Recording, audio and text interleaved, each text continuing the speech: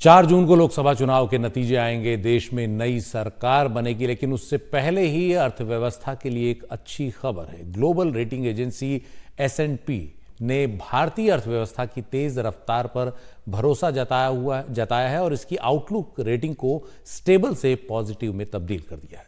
इस पर विस्तार से जानकारी दे रही हैं हमारी सहयोगी साक्षी बजाज। 14 साल बाद S&P ग्लोबल ने भारत की आउटलुक को बढ़ाया है। उन्होंने उसको पॉजिटिव किया है स्टेबल की रेटिंग से। उन्होंने कहा है कि उनकी अपनी रिपोर्ट में कि उन्होंने ये अपग्रेड इसीलिए किया है क्योंकि भारत के इकोनॉमिक फंडामेंटल्स जो हैं अभी काफ़ी मजबूत हैं। उन्होंने कहा है कि ग्रोथ जो है वो बढ़ती हुई दिख रही है और सरकार का जो स्पेंडिंग है वो भी काफ़ी अच्छा दिख रहा है। उन्होंने कहा है कि इकोनॉमिक फंडामेंटल्स अगर ऐसे ही चलते रहे और अच्छी तेज़ी से बढ़ते रहे तो अगले 2 या 3 साल में और भी अपग्रेड हो सकता है भारत के लिए। उन्होंने कहा है कि उनको ऐसा लग रहा है कि इकोनॉमिक रिफॉर्म्स जो हैं और जो फिस्कल पॉलिसीज़ हैं वो ऐसे ही कंटिन्यू होती रहेंगी, ऐसे ही इम्प्लीमेंट होती रहेंगी और ऐसे ही हम भारत की अर्थव्यवस्था में सुधार देखते रहेंगे अगले कुछ सालों में।